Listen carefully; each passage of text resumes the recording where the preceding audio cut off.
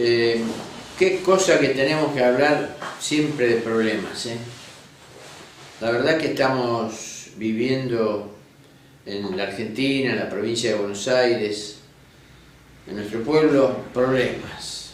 En el mundo también hay problemas, hay guerras, algunas de ellas muy preocupantes, sobre todo de las dos que más preocupan, hay más, de las dos que más preocupan está la de Ucrania con la invasión rusa ya de hace tiempo y el conflicto eterno de Medio Oriente, que ahora hay una andanada de un lado y del otro de bombardeos y de boicots. Este asunto de los Viper y los walkie-talkie fue realmente la inteligencia iraní.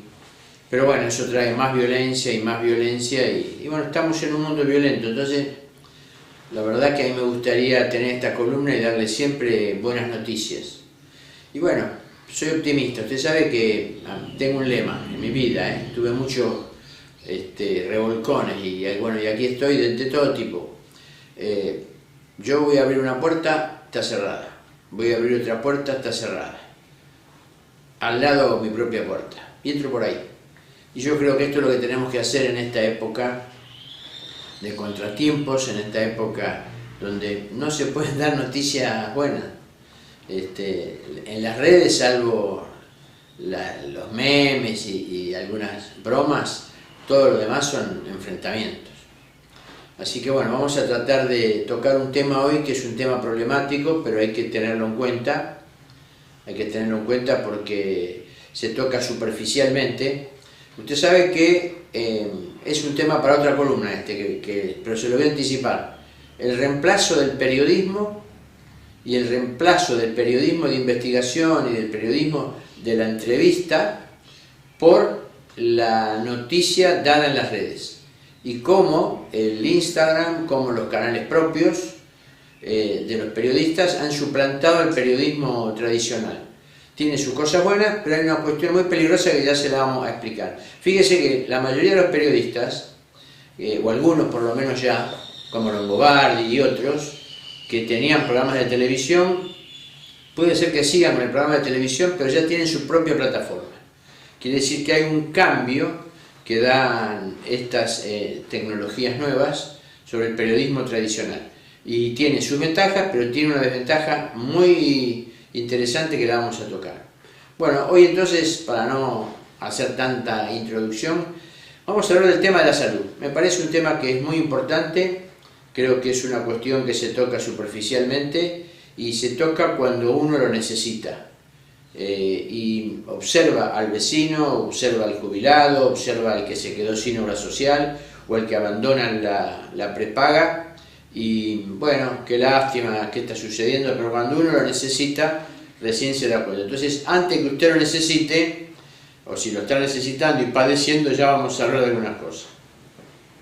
Hay un tema muy importante que es el descenso de la prestación de salud. ¿Qué quiere decir esto? Que si usted va a un hospital de la comunidad, como se llamaba, el hospital francés, el hospital alemán, el hospital español, el hospital italiano, el sirio-libanés en algún lado, eran hospitales que se generaron a partir de las comunidades de distintos lugares, generalmente de Europa. Y venían a la Argentina y hace más de 100 años ellos empezaban a hacer su asociación civil y su hospital. Hoy el hospital francés cerró, por ejemplo en Buenos Aires, excelente hospital, supo ser uno de los mejores hospitales. Y tenemos, por ejemplo, el hospital español en La Plata, que es el que más acceso tenemos los montenses, y el hospital italiano. Y si usted tiene memoria, o se lo digo a los más jóvenes, no hace tanto, eran hospitales que brindaban una prestación buena, segura, como otros hospitales, los hospitales públicos también, pero que hoy están totalmente abarrotados, parecen hospitales casi de urgencias nada más, porque hay que sacar turno, el turno usted lo consigue a un mes y medio, quizás se tiene que hacer un estudio complejo, que no lo puede hacer en monte, y tiene que sacar un turno porque su especialista lo deriva para un turno, usted está padeciendo una situación aguda y le dan un turno para el mes, ahora, o 2 meses. Ahora, si usted tiene que hacerse el mismo estudio por una prepaga, capaz que también le dan 2 meses. Y si se lo tiene que hacer por una obra social del Estado, como puede ser IOMA en la provincia de Buenos Aires, capaz que lo consigue antes o lo consigue igual.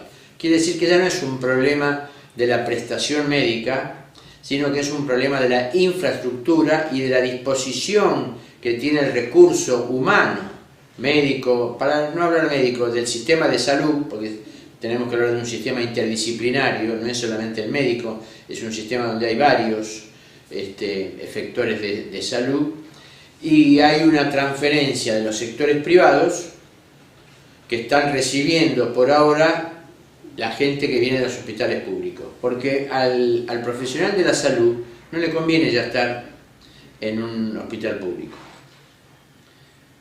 La pregunta es, el que empieza con una profesión como puede ser del arte de la salud o de la ciencia de la salud, un fonoaudiólogo, un kinesiólogo, un médico, un nutricionista, un psicólogo, ¿por qué dejan de atender a la gente? ¿Por qué dejan de atender a la gente en los lugares públicos? Porque están en su derecho, porque ellos estudiaron, porque querían la profesión, querían dar esa prestación de salud, pero no están obligados a hacerlos en un sistema que es violento, que no les paga, que no tienen la infraestructura necesaria desde el punto de vista de los recursos para ejercer su profesión y que en cualquier momento les lleva su propia salud, su propia vida.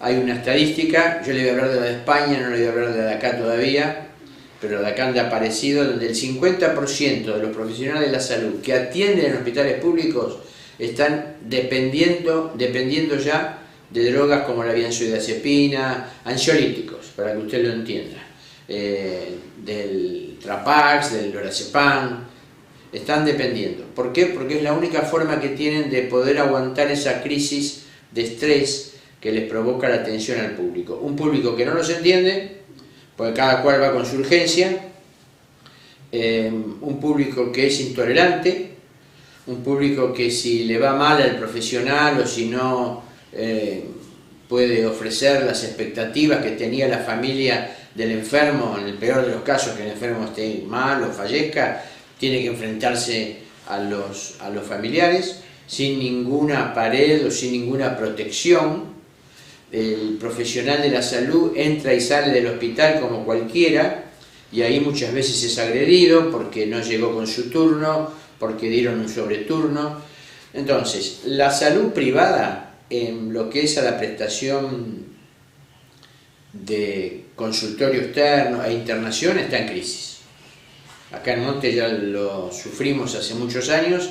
En Monte hubo un momento que teníamos, para los más memoriosos o los jóvenes que no lo saben, teníamos una clínica materno-infantil, teníamos una clínica de internación y cirugía y teníamos otra clínica de internación. Y el hospital, o sea, teníamos 4 prestadores seguros, que yo me acuerde, de donde usted podía internarse, donde tenía una cama, para hablar de camas de prestación de salud. Hoy tenemos uno solo, donde usted puede internarse, donde puede recurrir a una urgencia, que es el hospital Zenón Videla-Dorna, que es un hospital que, mal o bien, cumple con su función. Yo creo que hay que ayudarlo al hospital de Monte, independientemente de la política, de quién gobierne, de quién sea el director, hay que ayudarlo porque es el que está obligado, por ser un hospital de prestación pública, a prestar el servicio. Pero es una desventaja que sea el único. Tendría que haber una clínica que también privada, que también dé las prestaciones de internación o de urgencia. ¿Y por qué no la hay? Por esta crisis que le digo del sector privado, del subsector privado de salud. A mí me dicen, las prepagas ganan mucha plata, son una agencia de ganar plata, de estafar. Mire, el que hace una prepaga, los capitales que invierten en una prepaga, que la mayoría de las veces no son profesionales de la salud, reciben dinero de otro lado y ellos como profesionales de la salud como profesionales de la salud lo llevan adelante, las prepagas están hechas para ganar plata y después para prestar la salud. O sea, no seamos inocentes. Todas las prepagas que yo conozco, que les conozco el origen, no las voy a nombrar, pero usted las conoce, si quieren las nombro, OSDE, Swiss Medical, Galeno, están hechas como un medio de generar dinero, ganancia. Por supuesto que hay una expectativa y hay una regulación sobre las mismas porque no pueden ganarla de cualquier manera. Sin embargo, cuando no les conviene, aumentan la tarifa. Y este fue el principal problema por el cual hoy al no estar regulado, porque desde que tenemos este gobierno libertario no está regulado, o pseudo-liberal no está regulado, se puede aumentar. Entonces hay un gran paso del sistema prepago al sistema público de salud. Y entonces colapsa el sistema público de salud. Por ejemplo, yo conozco algunos, usted conocerá otros, que tenían OSDE y no lo podían pagar, pero a su vez tenían PAMI o IOMA. Y bueno, dejaron OSDE, que en última instancia casi son los mismos prestadores en algunos lados, dejaron las prepagas y se fueron al sistema público.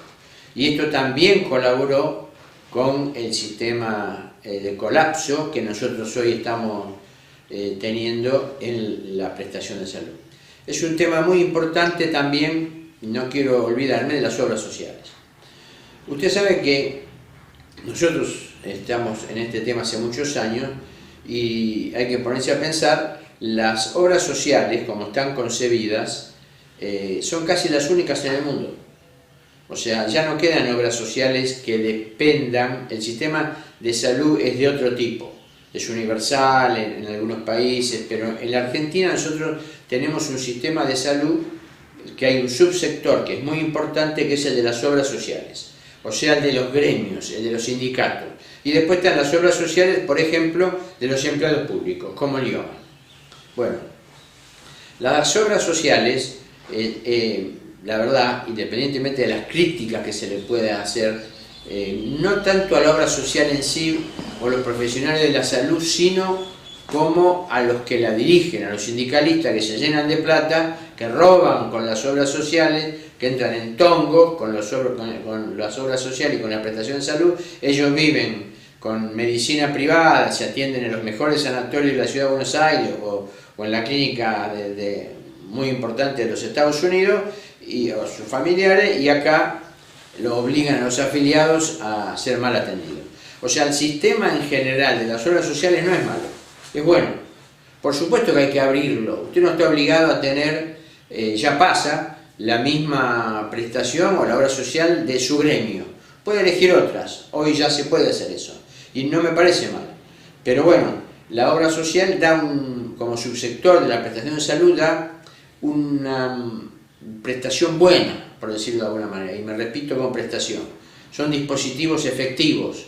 Lo que sucede es que no están bien administrados porque, como pasa con las prepagas, también son un negocio para los sindicalistas, para los gremialistas que las manejan, y ahí entra la sobrefacturación, entran las coimas y las prebendas que tenemos en ese sector de las obras sociales. O sea, la infraestructura nosotros la vamos perdiendo, la infraestructura de la prestación de salud la vamos perdiendo. No estamos preparados para una buena prestación de salud. Entonces, lo que yo creo que ahora vamos al enfermo, a la otra parte del mostrador. Lo que creo que hay que prepararse, hay que ir al médico, hay que hacerse los estudios, no hay que medicarse. Vamos a hablar otro día de los medicamentos, vamos a hablar de los jubilados y los medicamentos. El tema de los medicamentos es muy complicado. No hay que medicarse, hay que ir al médico, hay que hacer la cola y esperar para que le haga la receta cuando uno está bien, porque estamos enfrentando un problema muy complicado en la prestación de salud pública y de la prestación de salud privada. Esté atento con este asunto. Lo espero en la otra columna.